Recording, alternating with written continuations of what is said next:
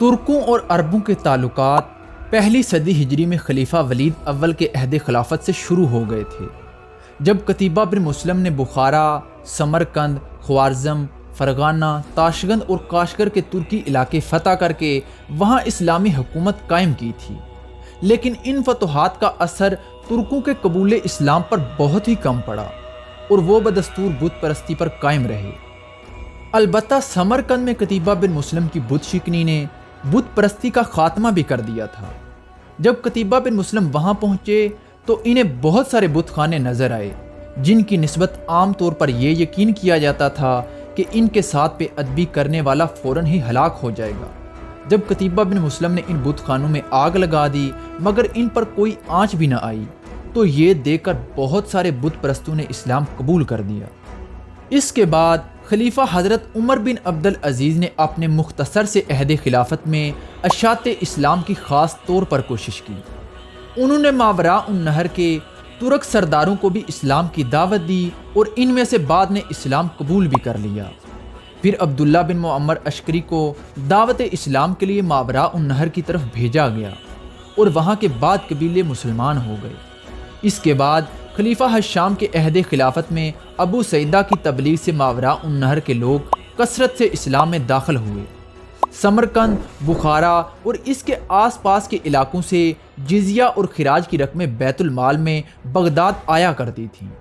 خراج کے سلسلے میں ترکستان سے لونڈیاں اور غلام بھی بھیجے جاتے تھے جو رفتہ رفتہ اسلام قبول کرنے لگے۔ اس کے بعد عباسی دور خلافت میں سب سے پہلے خلیفہ منصور نے ترکوں کو فوج میں بھرتی کرنا شروع کیا، لیکن اس کے عہد میں ان کی جماعت بہت ہی قلیل تھی اور فوج اور حکومت میں صرف عربوں اور ایرانیوں کا اقتدار تھا۔ خلیفہ ہارون الرشید کے زمانہ خلافت میں اہل عرب اور اہل ایران کے درمیان جو حریفانہ کشمکش پیدا ہوئی، اس نے خلیفہ امین کے زوال کے ساتھ ساتھ عربوں کی قوت کا بھی خاتمہ کر دیا۔ خلیفہ امین کے بھائی خلیفہ مامون کے عہد میں جس کی ماں ایرانی نسل تھی، ایرانیوں کا زور بہت زیادہ بڑھ گیا تھا۔ خلیفہ مامون کے بعد جب معتصم خلیفہ بنا تو اس نے ایرانیوں کے اقتدار سے خائف ہو کر ترکوں سے مدد حاصل کرنا چاہی۔ چنانچہ خلیفہ معتصم کی ماں ایک ترک تھی، اس لیے طبعاً اسے ترکوں کی جانب میلان زیادہ تھا۔ چنانچہ اس نے ہزاروں ترک غلام خرید کر انہیں اسلامی تعلیم اور فوجی تربیت دی اور اب فوج میں ترکوں کی تعداد اور قوت تیزی کے ساتھ بڑھنے لگی۔ مشہور مورخ گبن لکھتا ہے کہ خلیفہ معتصم نے، جو اس خطرناک مثال کا سب سے پہلا بانی ہے، 50,000 سے زیادہ ترکوں کو دارالحکومت میں لا کر آباد کیا۔ خلیفہ معتصم نے ان کے لیے طلاء کا ریشمی لباس تجویز کیا اور زرین ٹپ وردی میں شامل کیے، جس کی وجہ سے ترکی دستے دوسری فوج سے زیادہ ممتاز معلوم ہوتے تھے۔ ہر سال ہزاروں ترک غلام پایہ تخت لائے جاتے اور ان میں سے کچھ شاہی محافظ دستے میں شامل کر دیے جاتے اور باقی فوج میں بھرتی کر دیے جاتے۔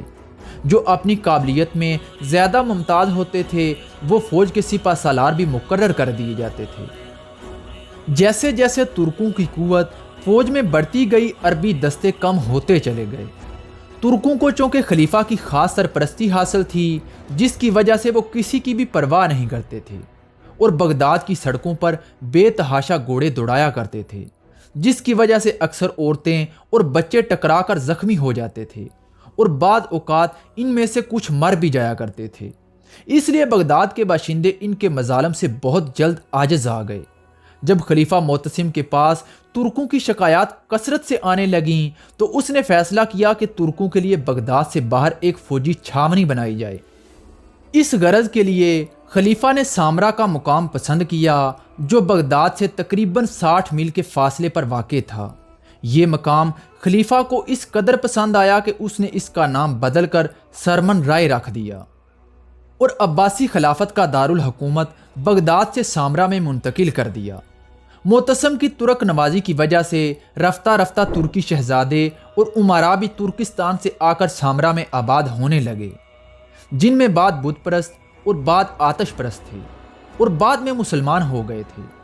دارالحکومت میں رہنے کے بعد غیر مسلم ترکوں میں بھی اسلام پھیلنے لگا اور اس تعلق سے ماوراء النہر کے ترکوں میں جو اپنے وطن میں مقیم تھے اسلام کی اشاعت ہونے لگی۔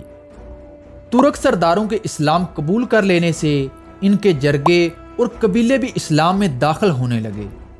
چوتھی صدی ہجری بمطابق 10ویں صدی عیسوی میں ترک بطوع خاطر بکثرت اسلام قبول کرنے لگے۔ 920 عیسوی میں 2 لاکھ ترک گھرانوں نے اسلام قبول کیا۔ علامہ ابن اسیر کے بیان کے مطابق ماوراء النہر کی ایک ترکی قوم کے 10,000 گھرانے جو کاشگر کے نواح میں رہتے تھے اور اسلامی علاقوں پر دھاوے مارا کرتے تھے، انہوں نے 1043 عیسوی میں اسلام قبول کیا۔ خلیفہ معتصم کی وفات کے بعد ترکوں کا زور فوج و حکومت میں بڑھتا چلا گیا اور نوبت یہاں تک پہنچ گئی کہ بغداد کا تخت ترکوں کے ہاتھ میں تھا۔ نہ صرف تخت بلکہ خلیفہ کی زندگی بھی ان کے رحم و کرم پر تھی۔ ترکوں نے متعدد خلفاء کو ذلیل کر کے تخت سے اتارا اور بعد کو قتل بھی کر دیا، جس کا نتیجہ یہ ہوا کہ خلافت عباسیہ کا زوال سلطنت کے ہر حصے میں نمایاں ہونے لگا۔ مختلف صوبوں کے گورنروں نے پایہ تخت سے علیحدہ ہو کر اپنی اپنی خود مختار حکومتیں قائم کر لیں۔ مثلا ایرانی گورنروں نے خراسان میں طاہریہ سلطنت قائم کر لی، اس کے ساتھ فارس میں صفاریہ، ماوراء النہر میں سمانیہ، آذربائیجان میں ساجیہ اور جرجان میں زیاریہ کی جداگانہ حکومتیں قائم ہو گئیں۔ اس طرح ترکوں نے مصر میں طلونیہ، ترکستان میں الکیہ، پھر مصر میں اخشندیہ اور افغانستان اور ہند میں دولت غزنویہ کی بنیاد ڈال دی۔ یہ تمام حکومتیں 3 صدی کے وسط سے 4 صدی ہجری کے وسط تک قائم ہو گئی تھیں۔ 5ویں صدی ہجری بمطابق 11ویں صدی عیسوی میں ترکوں کے ایک گروہ نے خراسان میں دولت سلجوکیہ کی بنیاد ڈالی اور اسی دولت سلجوکیہ میں عباسی خلافت بھی ضم ہو کر رہ گئی۔ سلجوکیوں کے زوال کے بعد جب عثمانی ترکوں نے عروج پایا تو خلافت بھی عباسیوں سے عثمانی ترکوں کے پاس چلی گئی، یعنی ہمیشہ کے لیے خلافت عربوں سے ترکوں میں منتقل ہو گئی۔